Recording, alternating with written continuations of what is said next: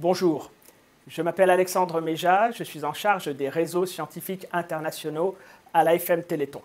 L'AFM Téléthon, c'est l'association qui chaque année organise le Téléthon, à la fois un événement télévisuel de 30 heures pendant le premier week-end de décembre, mais aussi 20 000 événements et manifestations partout en France et à l'étranger via le Téléthon des Français de l'étranger.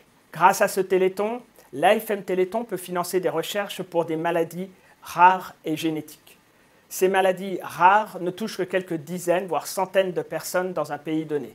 Pour autant, comme on compte aujourd'hui entre 6 000 et 8 000 maladies rares, eh bien, ce sont plusieurs millions de personnes qui sont concernées en France, 30 millions en Europe et 360 millions dans le monde. On considère qu'une personne sur 20 est concernée par ces maladies rares. Et puis, ce sont des maladies d'origine génétique. Et grâce au Téléthon, nous avons pu mieux comprendre ce qu'était la génétique, le fonctionnement de notre organisme.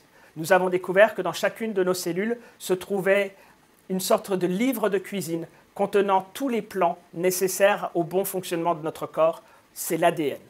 Nous avons découvert que lorsque nos cellules ont besoin de fabriquer un des éléments nécessaires à leur bon fonctionnement, elles vont recopier le plan qui se trouve dans ce livre de cuisine, exactement comme on recopierait une recette, et cette copie, on l'appelle l'ARN messager. Et à partir de cette recette, de cet ARN messager, la cellule va être capable de fabriquer ce dont elle a besoin. Avoir compris ce mécanisme de nos cellules, de l'ADN, de l'ARN, de la fabrication des protéines, a permis de développer des médicaments, mais aussi de nouveaux vaccins.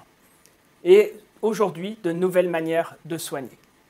Une maladie génétique, c'est une erreur, quelque part dans ce livre de recettes, qui va aboutir à ce que la recette qui va être produite contient elle aussi une erreur, et que lorsque la cellule va essayer de fabriquer l'élément dont elle a besoin, eh bien, elle va fabriquer un élément qui ne fonctionnera pas.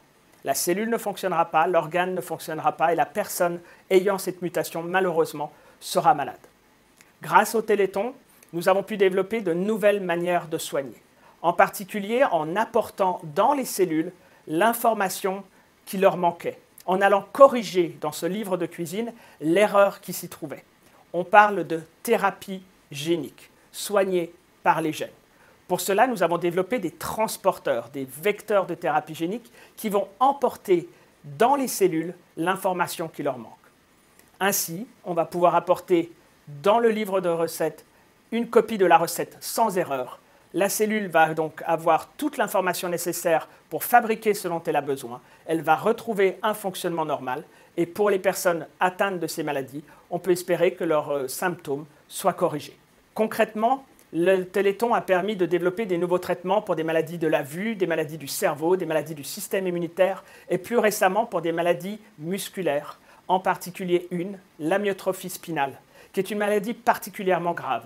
Elle touche les enfants dès la naissance. Elle atteint leurs muscles et les empêchera de se tenir assis, de tenir leur tête, évidemment de marcher. Et malheureusement, du fait de la gravité de cette maladie, ces enfants décèdent habituellement vers 18 mois.